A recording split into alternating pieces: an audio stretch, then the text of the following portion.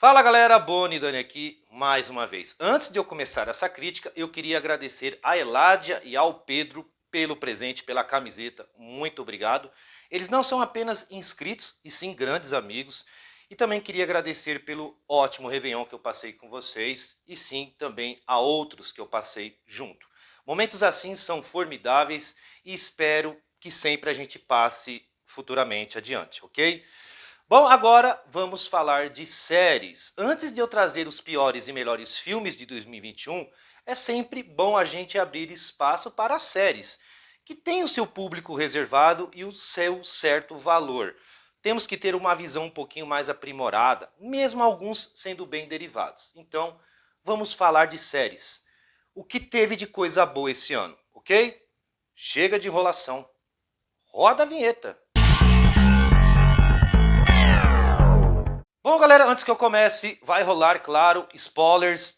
É uma crítica de top 10, o ano todinho de 2021 e mesmo algumas séries ter acabado agora no final do ano, algumas sinopses eu também vou ter que usar. Então, caso você não tenha visto, use a guia de tempo para avançar na outra mini crítica que eu vou retratar sobre a série, ok? Vamos lá?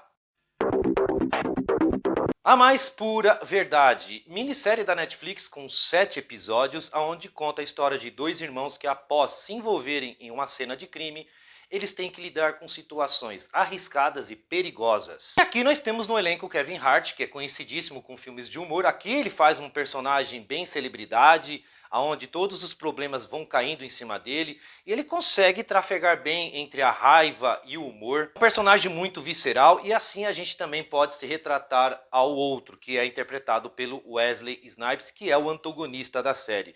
Você acaba odiando o cara o tempo todo, mas ao mesmo tempo você entende mais ou menos as motivações dele. Aqui se trata-se mais de um suspense, de um thriller, onde o mistério vai prevalecer como base. E toda vez que um problema é resolvido por eles, outro acaba pintando, então as respostas vêm após certos desdobramentos. É legal, é interessante, porque a série sempre fica sustentada por esse suspense psicológico.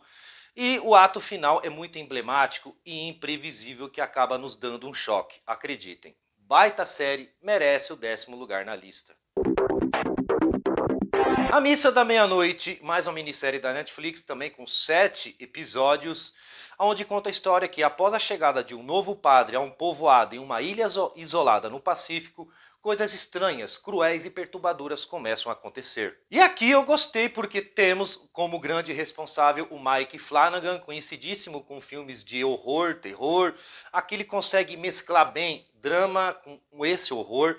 E muita coisa vai ser mostrada aqui a partir de fé, crença, religião. Se você é apegado a um desses termos, com certeza você vai ficar bem dividido aqui. É um horror mais manipulador, que tem o seu lado caricato, né? Visualmente vai trazer certos espantos, mas é o forte drama que vai nos assustar.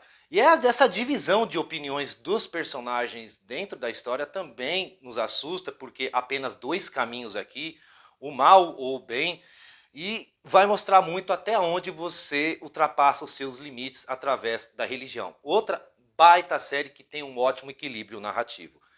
Merece o 9º lugar na lista. Ragnarok, minissérie de 6 episódios, mas a segunda temporada que chegou esse ano deu uma boa continuidade da primeira. Para quem não sabe da história, Magni, sua mãe e seu irmão acabam se mudando para uma outra cidade da Noruega para recomeçarem.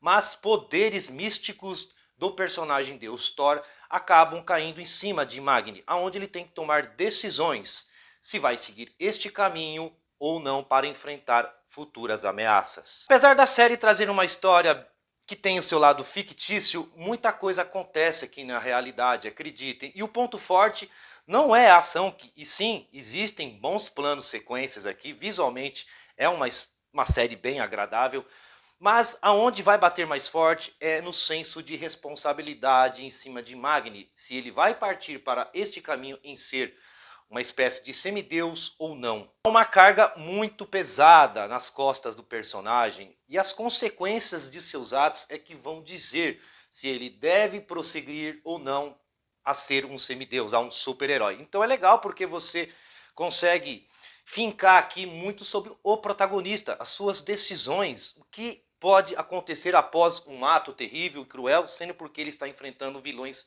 de verdade aqui. É uma série que vai te convencer mais pela sua temática, pelo seu forte drama, que é o ponto mais intenso aqui da história. Merece o 8º lugar na lista. Chuck, a série de Star+. Pois é, galera, eu nunca fui muito apegado ao Chuck, nunca me convenceu, mas aqui a série conseguiu me trazer um certo interesse. A premissa é muito diferente de todos os filmes da franquia. O começo é até meio parecido lá com o primeiro filme de 88, quando o personagem Jake acaba adotando o boneco, claro, estamos falando do Chuck, e coisas horríveis começam a acontecer. Porém, muita coisa acontece aqui que nunca foi criada em todos os filmes. Lá nos filmes o Chuck praticava os seus atos cruéis, né, terríveis, matando as pessoas. Aqui não. Aqui ele vai influenciar o personagem Jake, já que ele sofre bullying. É uma premissa muito interessante, porque ao mesmo tempo que ela cria impulso narrativo em cima do boneco, o personagem passa a ser uma espécie de serial aqui, perturbado. E eu gosto também das cenas de horror, que algumas são bem inovadas aqui. Nem tudo é feito pelo personagem Jake, algumas pequenas situações são provocadas pelo boneco, mas em contexto geral há muito sangue, há muito gore. A série também nos blinda com certas conexões de filmes passados, para quem assistiu sabe que eu estou falando, e a gente acaba descobrindo mais sobre a origem do personagem Charlie Hay, que é aquele cara lá, lunático, que passa seu espírito para dentro do boneco no primeiro filme. Então sim, aqui pensou-se muito fora da caixa em trazer coisas inovadas, bem melhoradas e poucas repetitivas. Não há batidas aqui que façam a gente lembrar de outros filmes do Chuck. Interessante. Merece o 7º lugar na lista. The Witcher, 2ª temporada. Aqui temos uma história que é extraída dos livros e dos jogos. Para quem já jogou sabe como é. Muito empolgante. A 2ª temporada foi bem melhor que a primeira, sendo porque a primeira é uma coisa muito isolada, muito monótona. Aqui não, aqui há uma espécie de história conjunta entre os personagens que flui muito bem. O Geralt de Rivia, que acaba agora sendo o protetor da princesa Ciri e ao mesmo tempo em treiná-la, já que inimigos estão sempre caçando eles, é interessante, porque a química, o vínculo entre eles acaba dando mais peso na história, mais volume, as cenas de ação também nos convencem, a cinematografia acaba aumentando devido à produção, a gente acaba descobrindo muita coisa sobre esse mundo de The Witcher, então sim, eles conseguiram trazer uma expansão aqui que acabou dando uma visão bem melhor do que a gente tinha visto lá na primeira temporada. Então sim, merece o 6º lugar na lista. What If? Pois é, galera, a série animada da Disney, da Marvel, chegou e muita gente não gostou, eu não entendi porquê, sendo porque eu gostei, né? Trouxe coisas boas, eu acho que tudo aquilo que eu queria ver que não foi mostrado nas franquias de filmes, a série me mostrou. Eu até pensei em trazer no lugar dela Invincible, que traz uma coisa um pouco mais brutal, foi uma novidade, né, para 2021, a gente acabou gostando. Mas a Marvel é a Marvel, não é? E o What If conseguiu trazer um design gráfico espetacular, visualmente é show de bola. Em termos de narrativa, segue algumas linhas lá dos últimos filmes da franquia, da Marvel, dos Vingadores, mas depois eles, em 80% a história é moldada, é uma nova aventura estabelecida. Personagens que a gente nunca viu durante a franquia de filmes ou até que tiveram pequenas aparições aqui são grandes protagonistas. Há alguns tratamentos em cima de outros personagens que meio que não agradou muito os fãs da Marvel, uma certa galera, mas porém muita coisa aqui funcionou. Tem humor, tem ação e não é formulaica, acreditem. Sempre um episódio temos algo surpreendente acontecendo e incrível. Merece o 5º lugar na lista.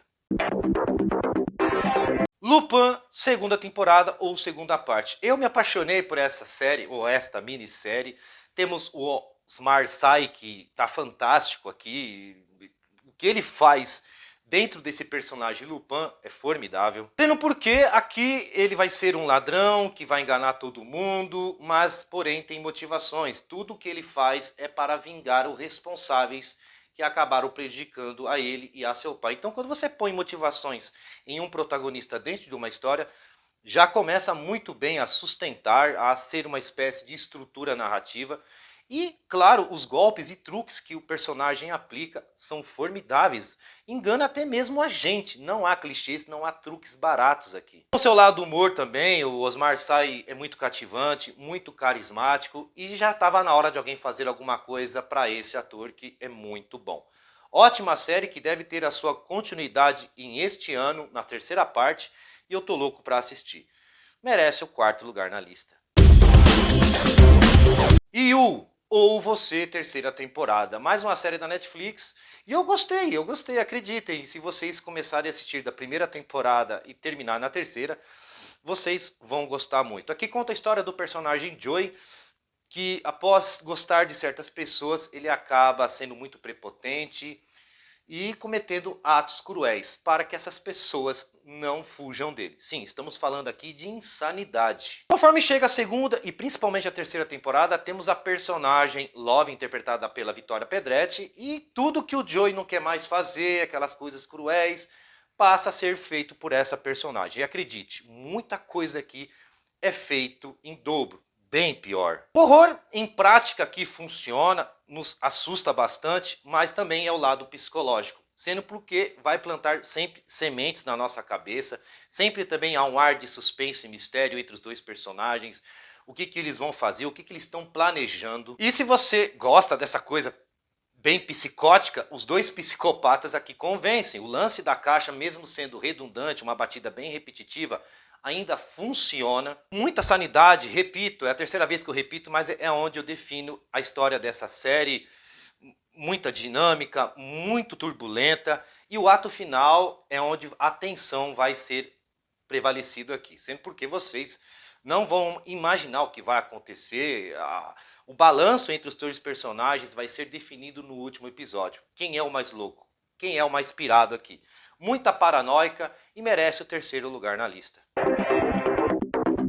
A Roda do Tempo, mais uma série estilo fantasia, há muita magia, há muita profecia aqui, mas eu gostei. Muitas pessoas reclamando que não foi fiel ao material fonte lá dos livros, que eu nunca li. Eu gostei, apesar de pequenos clichês aqui, me convenceu. O lado aventura aqui é muito eficiente, a jornada é muito sagaz e a principal personagem, ou uma das principais, a Rosamund Pike, que é a dona da história aqui, consegue criar bons elementos dessa magia, dessa coisa fictícia. Principalmente o tom, que é muito fúnebre, é muito nefasto. Eu gostei aqui da direção que a história vai levando, é uma coisa bem dark. Outro ponto forte é a construção de mundo aqui, a cinematografia é muito ampla, muito vistosa, ótimas tomadas aéreas, planos de fundo e principalmente aos efeitos visuais aqui que nos convence totalmente. Baita série também pelo lado fantasia e merece o segundo lugar na lista. Mandaloriano, segunda temporada. Galera, quem é fanático por Star Wars vai se apaixonar por esta série, tanto a primeira como a segunda, e quem também não é, vai gostar demais. Sendo porque tudo aquilo que a gente não viu em toda a franquia de filmes acaba acontecendo aqui. Não há Jedi, não há o Império. A construção de mundo é fantástica, há um ótimo valor de entretenimento. Os efeitos visuais aqui mais contribuem do que deixa de ser uma coisa muito inchada. E claro, muitos personagens que tiveram seus desenvolvimentos pequenos na franquia passada de filmes, aqui eles acabam criando-se mais peso e impulso narrativo.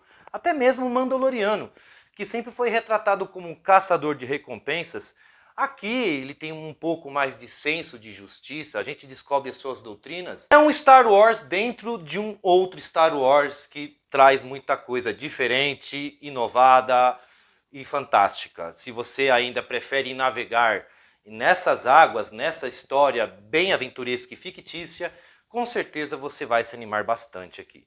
E honrosamente merece o primeiro lugar na lista. Bom, galera, esta foi a lista das melhores séries de 2021. Futuramente eu vou trazer piores filmes de 2021 e melhores filmes de 2021. Vai ser uma crítica amarga, mas ao mesmo tempo vamos ter também uma crítica animadora. E é isso, tamo junto, um forte abraço e até a próxima.